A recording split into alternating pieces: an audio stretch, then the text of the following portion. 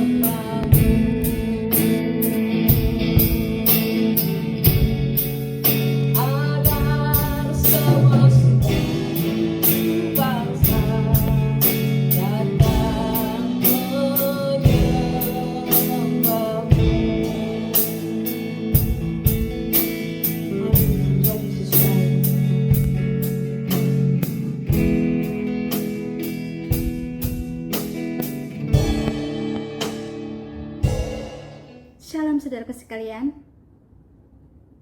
kita berjumpa kembali. Tapi dalam saat ini kita topiknya renungan firman Tuhan. Baiklah saudaraku sekalian, sebelum kita mulai renungan kita berdoa dulu. Tuhan Yesus yang baik, Tuhan terima kasih untuk kesempatan ini. Kiranya Tuhan Kau memimpin hamba, berikan hamba hikmah dan pimpin hati dan pikiran dan mulut hamba Tuhan dalam menyampaikan firman-Mu ini. Kiranya apa yang hamba bagikan pada saat ini Tuhan bisa menjadi berkat bagi setiap jiwa-jiwa yang mendengarkannya. Terus urapi hamba Bapa dan kasih surgawi-Mu, berkati semua orang-orang yang mendengarkannya. Terima kasih Tuhan Yesus, dalam nama-Mu kami berdoa. Haleluya, amin. Puji Tuhan. Saudaraku sekalian, pada saat ini renungan kita terambil dari 1 Petrus pasal 2 ayat 1 sampai 10 ya. 1 Petrus pasal 2 ayat 1 sampai 10 ya.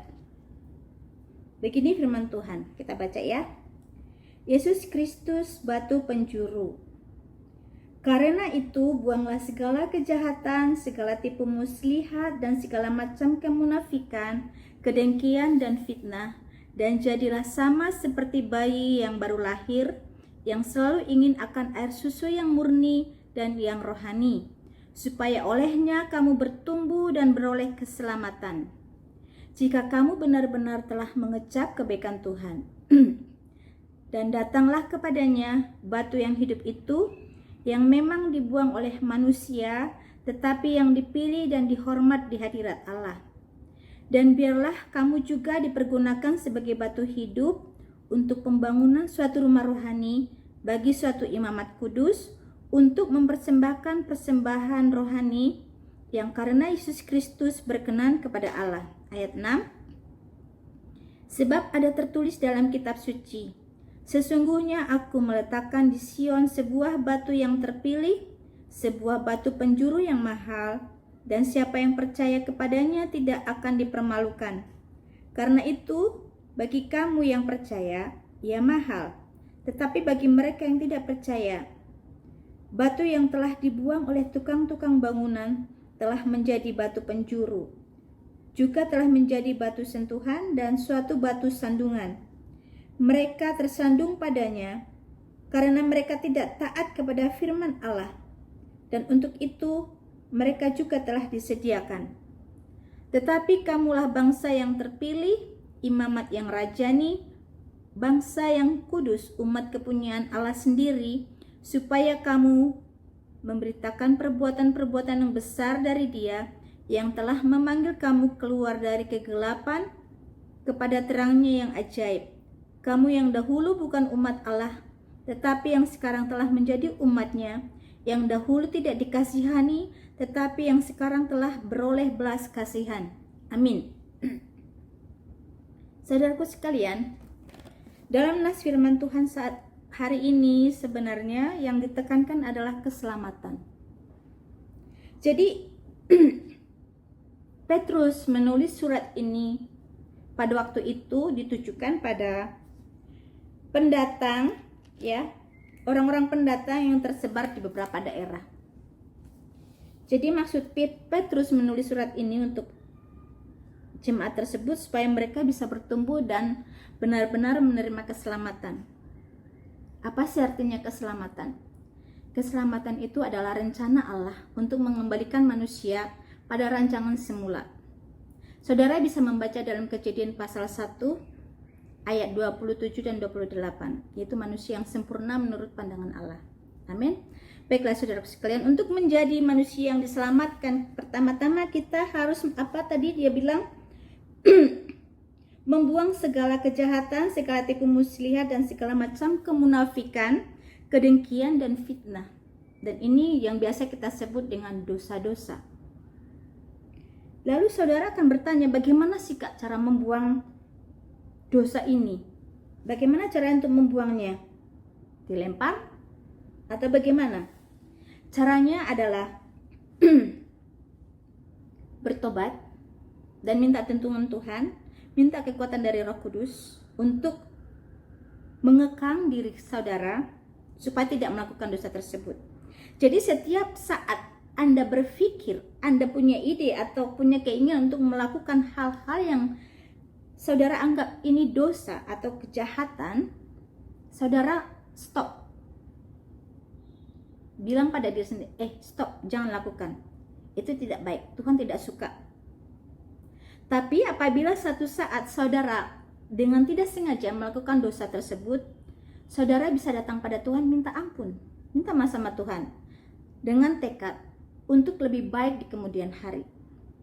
Dengan begitu Anda akan, memang tidak langsung ya, tidak langsung kita instan langsung bertobat, langsung bisa mulus semuanya sesuai dengan kita pikiran. Memang kadang namanya kita lagi proses ya, itu tidak bisa langsung saudaraku sekalian. Kita perlu kesabaran dan ketekunan.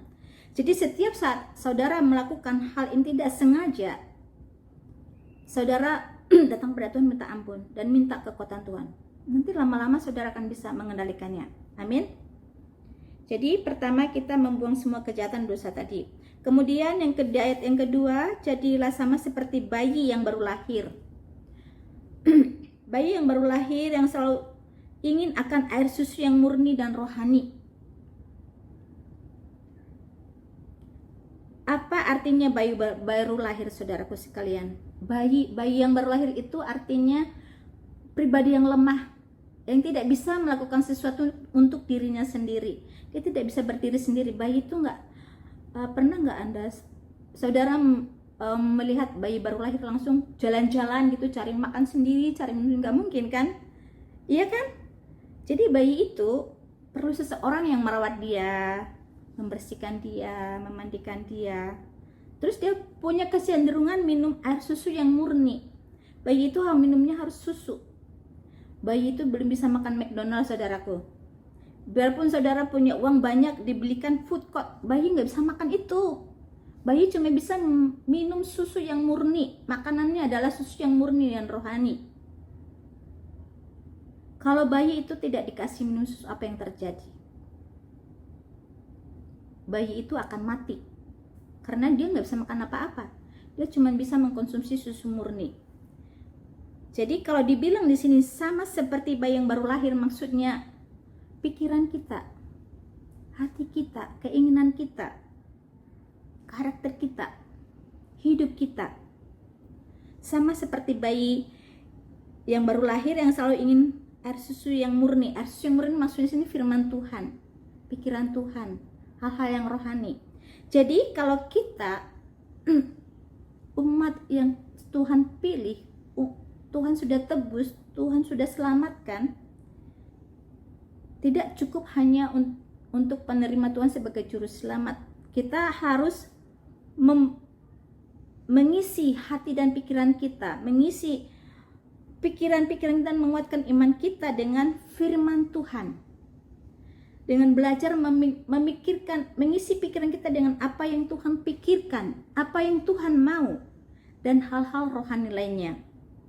Kemudian pada ayat yang ketiga dikatakan, jika kamu benar-benar telah mengecap kebaikan Tuhan, datanglah kepadanya batu yang hidup itu.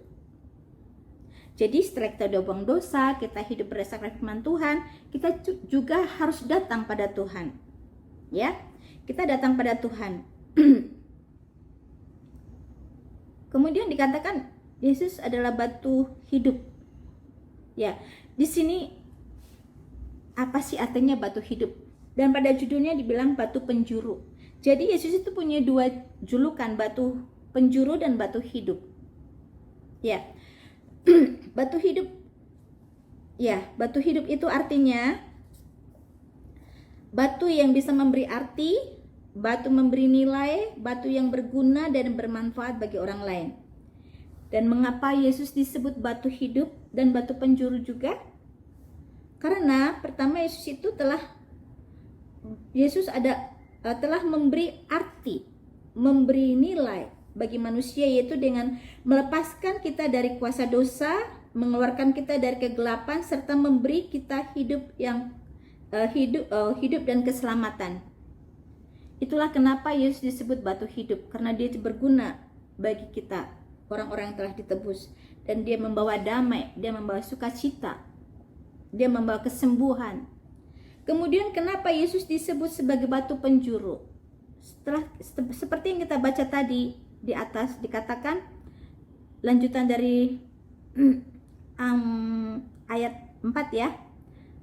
Batu yang hidup itu yang memang dibuang oleh manusia, tetapi yang dipilih dan dihormat di hadirat Allah. Kenapa Yesus sebagai batu penjuru? Karena Yesus itu adalah batu pilihan, dihormati Allah.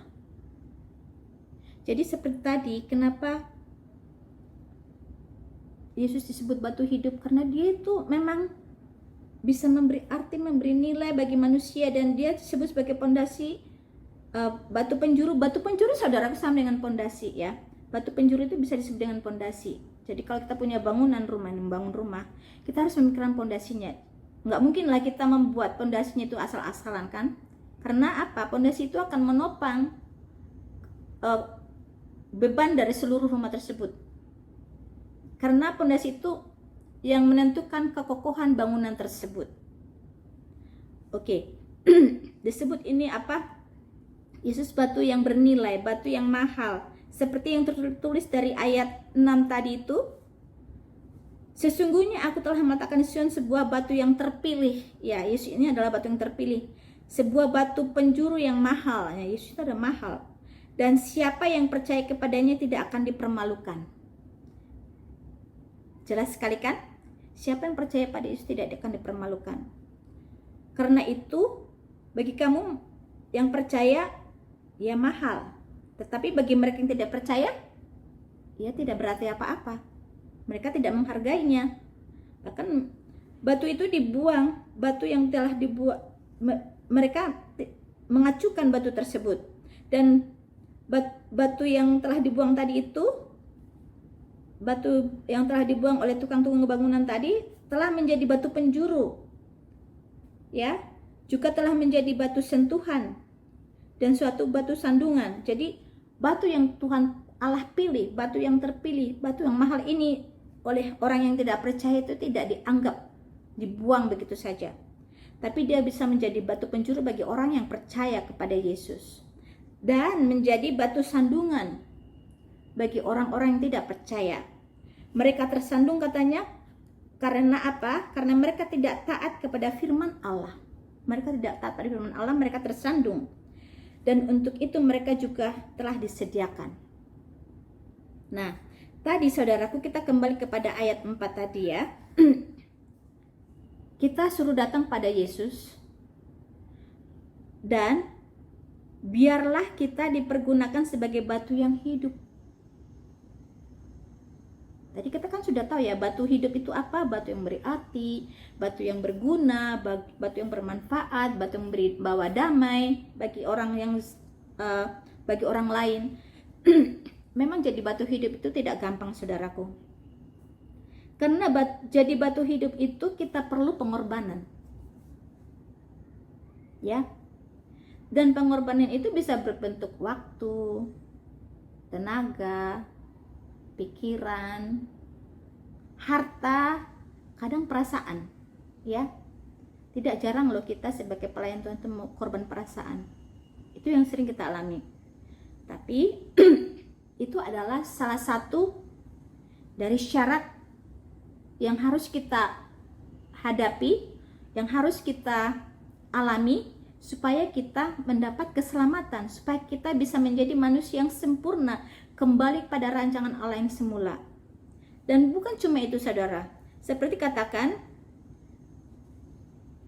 supaya kamu dipergunakan sebagai batu untuk pembangunan suatu rumah rohani.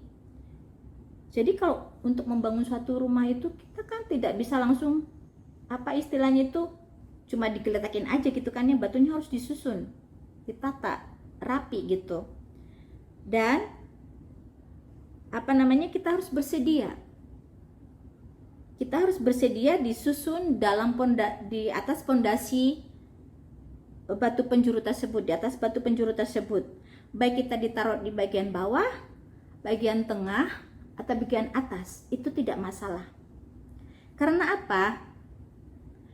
Di sini tempat tidak masalah, tapi yang terpenting adalah kesediaan kita, kerelaan kita untuk mau diatur sama Tuhan, ditata sama Tuhan, supaya kita bisa bersama-sama dibangun untuk mencapai suatu, sehingga tercipta suatu bangunan yang kokoh, bangunan rohani yang kokoh, supaya umat Allah tadi katanya, supaya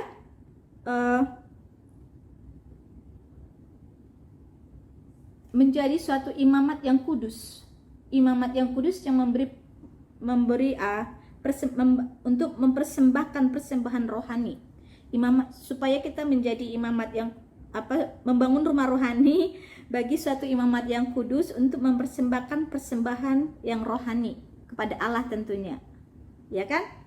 Jadi kita untuk menjadi orang yang selamat itu tidak mudah, perlu perjuangan, perlu pengorbanan, dan perlu ketekunan.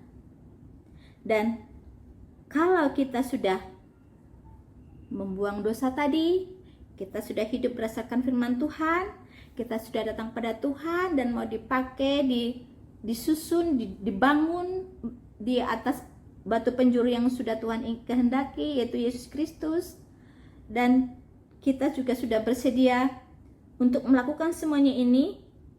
Kita juga dituntut, kita juga akan punya kewajiban menjadi imamat yang kudus. Dari ayat itu 9 dikatakan, tetapi kamulah bangsa yang terpilih. Jadi setelah kita melakukan ini, kita menjadi bangsa yang terpilih, imamat rajani, bangsa yang kudus, umat kepunyaan Allah sendiri. Supaya apa? Supaya kamu memberitakan perbuatan-perbuatan yang besar dari Dia yang telah memanggil kamu keluar dari kegelapan kepada terangnya yang ajaib. Jadi kita, saudaraku sekalian, untuk menjadi manusia yang selamat, yang diselamatkan itu, kita juga masih punya tugas satu lagi. Kita jadi imam-imam, ya. Kita sudah dipilih jadi imam, kita masih punya tugas. Tugas kita adalah, apa sih tugas imam? Dalam perjanjian lama, imam-imam itu selalu, kalau ada orang pada bangsa Israel dulu itu, ya, kalau ada seorang melakukan suatu dosa, mereka akan membawa korban, entah itu burung merpati, entah itu kambing, entah itu lembu, ya, bawa kepada imam, dan imam akan mempersembahkan korban itu untuk pengampunan dosa orang tersebut.